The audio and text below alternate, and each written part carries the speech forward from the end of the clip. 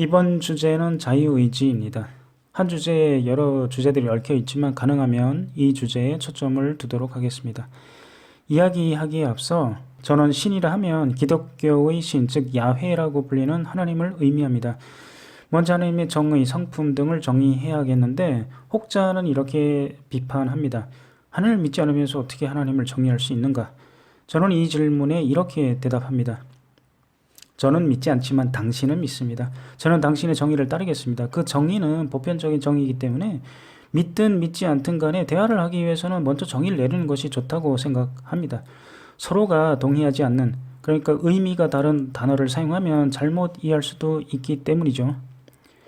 그래서 하나님의 정의는 어떻게 되느냐? 대충 전지전능하고 천지창조했고 우주 외적이고 육체가 없는 영적인 존재고 창조물들을 사랑하고 정의롭고 등등입니다. 모든 사항들을 다 나열할 수는 없겠지만 이 정도면 대략적으로 신에 대한 설명이 어느 정도 되었다고 생각합니다. 토론에 필요하면 더 추가하고 기독교인들이 세부적으로 더 설명하면 되겠죠. 예를 들어서 영이란 무엇인가 이런 질문이 되겠습니다. 아무튼 자유의지에 대해서 사람의 관점과 가능하다면 신의 관점에서 이야기해 보겠습니다. 먼저 인간의 관점에서 보자면 성경에 하나님이 존재한다면 인간은 자유의지가 있다고 말할 수 있을까요? 먼저 자유의지는 강제성이 없어야 그 선택에 대한 책임을 질 수 있다고 생각합니다. 예를 들어서 배가 너무 많이 고파서 땅에 떨어진 상한 음식을 주워 먹는 것은 강제된 선택이라고 생각합니다. 배가 부르면 주워 먹을 생각조차도 안 하겠죠. 배고픔이라는 강제성에 의한 선택이라면 그 결과로 배가 아픈 상황에 대해서 그 사람을 손가락질할 수 있을까요? 배고플 때 먹는 행위는 선택이 아니라 필수고 짜장면이나 짬뽕이냐가 선택이 되겠습니다. 그리고 많이 먹으면 살이 찌는 결과에 대해서 알지만 먹는 것 자체가 즐거워서 먹는 것이지 살찌기 위해서 먹는 사람은 많지 않죠. 그러니까 물같이 아무리 먹어도, 물론 배는 부르겠지만 먹어도 살이 찌지 않는 영양성이 없는, 그렇지만 맛이 있는 음식들이 많으면 아마 사람들을 엄청나게 먹어야 되겠죠. 저도 마찬가지로. 그러니까 살찌는 결과는 그 사람이 선택한 것이 아니라 강제로 선택된 결과라고 저는 생각합니다. 이에 대해서 신에게는 아무런 이런 강제 조건들이 없겠죠. 배고프나 그런 게 없으니까요. 자, 그리고 인간은 하나님과 같은 지식이나 권력, 고난 같은 것이 없습니다. 특히 인간은 소위 타락으로 인하여 완벽한 존재가 아니므로 악한 성향이 있어서 악을 선택한다고 합니다. 이 악한 성향은 현재의 우리 인간들이 선택한 게 아니라 조상이 지은 죄, 즉 연좌죄 때문이므로 그에 따른 책임도 현재의 우리가 지는 것은 맞지 않으며 만약에 우리가 책임을 져야 된다 하면 그러면 신도 책임을 져야 되겠죠. 그리고 그 책임도 지옥이라는 영원한 처벌이라고 합니다. 물론 지옥의 존재를 믿지 않는 기독교인들도 있지만 어떤 형태든 간에 인간으로 하여금 책임을 지게 하는 심판이 있습니다. 이처럼 지옥이라는 강제성 때문에 신의 존재를 믿는 사람이 있는데 이것은 자유의지가 아니라고 생각합니다. 결과에 상관없이, 그리고 신의 존재를 알고 나서 신을 따를 것인지 아니면 사탄처럼 신과 반대의 길을 갈 것인지 선택하는 것이 진정한 자유의지라고 생각합니다. 그런 의미에서 사탄은 조금은 자유의지를 행했다라고 볼 수 있겠죠. 물론 완전한 자유의지는 아니라고 생각하고 사탄의 선택에 대해서 나중에 다른 영상에서 한 주제로 다룰 예정입니다. 그리고 기독교에는 많은 교단들이 있습니다. 성경의 해석에 따른 지식을 바탕으로 자신들의 믿음을 받아들입니다. 다른 교단의 관점에서는 잘못된 해석이지만 자신들의 교단에서는 옳은 해석이라고 생각하죠. 10개의 교단이 있다면 최소한 9개는 잘못된 해석이 되겠죠. 자기 교단 빼고. 물론 제 관점에서는 10개 교단 모두 잘못된 해석이라고 생각합니다만은 이런 잘못된 해석이나 정보를 바탕으로 어떤 선택을 했다면 그 결과에 대해서 책임을 지라고 할 수 있나요? 오히려 신은 잘못된 해석을 바로 잡아주어서 인간이 자유의지를 제대로 발휘할 수 있게끔 해줘야 되겠죠. 잘못된 해석을 방치한 신이 처벌을 받아야 된다고 생각합니다. 만약에 그 신이 공명정대하고 사랑의 신이라면 말입니다. 또 왜 잘못된 선택의 처벌이 영원한 지옥입니까? 신 앞에서 자유의지를 펼칠 수 없는 건가요? 예를 들어서 지옥에 가야 한다면 차라리 나는 영혼을 소멸하겠다. 이렇게 선택할 수는 없나요? 물론 여호와의 증인처럼 지옥의 존재를 믿지 않는 종교도 있지만 지옥을 믿는 교단에서는 영혼의 소멸은 선택할 수가 없다고 하네요. 영혼의 소멸에 대해서 생각을 못하는 건지 안 하는 건지 궁금하네요. 그리고 남자로 태어났기에 여자를 좋아하고 핑크색보다는 파란색을 좋아하는 경향이 있고 한국에서 자랐기 때문에 한국 문화에 따른 철학관이 생기고 기타 등등 환경에 따른 선택이므로 자유의지에 의한 선택이라고 할 수는 없겠죠. 이런 강제적인 선택은 자유의지 자체가 아니고 처벌도 정당하지 않습니다. 왜 내가 신의 선택한 기준에 따라야 합니까? 이제 신의 관점에서 자유의지를 이야기해 봅시다. 물론 나의 관점에서의 신의 관점입니다. 전지한 존재에게 자유의지가 논리적으로 가능한가요?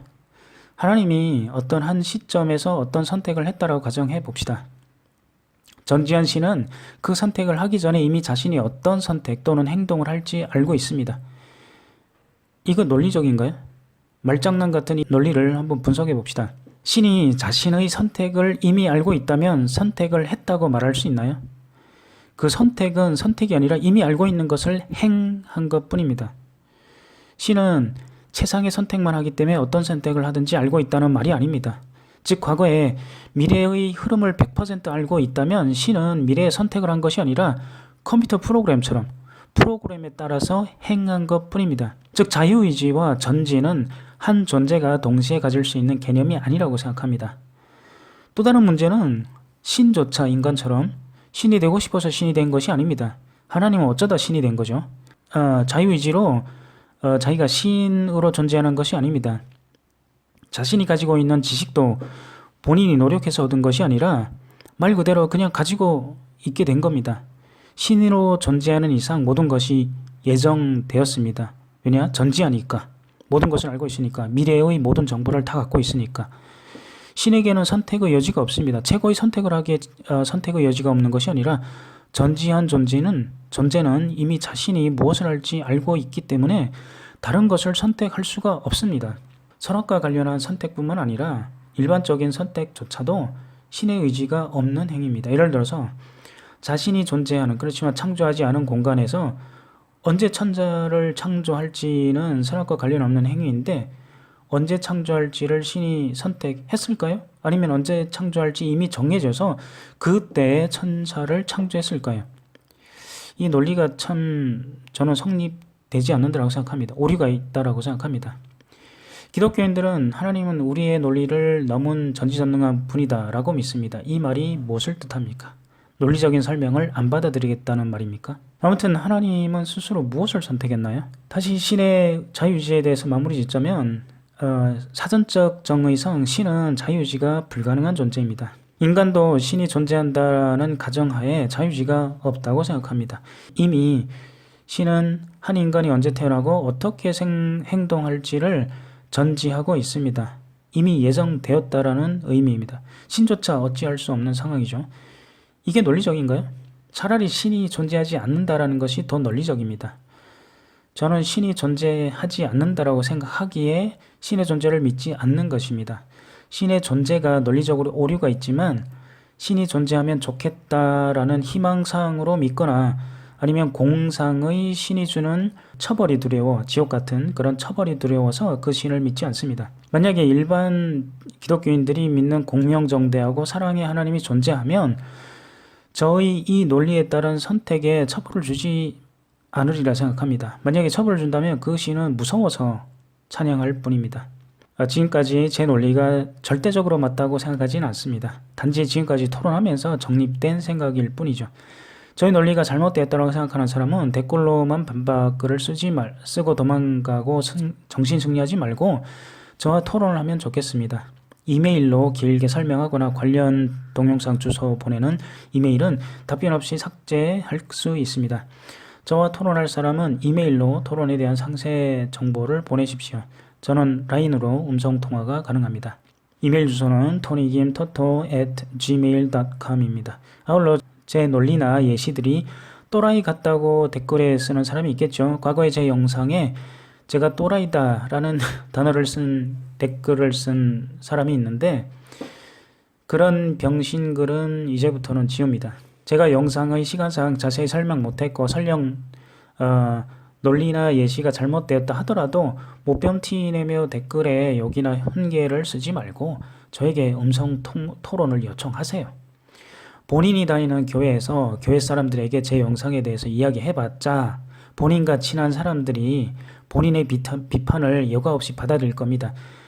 제 과거 경험이 그래요. 학교 친구들이나 직장 동료들이 제 논리가 적절하지 않더라도 맞장구 쳐주고 논리가 좋다고 칭찬하더군요. 저도 다른 사람들에게 그렇게 많이 했고요.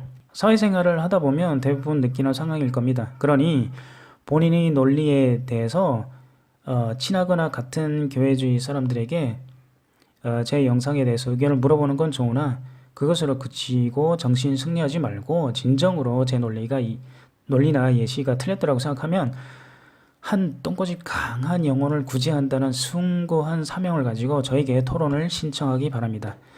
당신이 믿는 신도 좋아할 겁니다.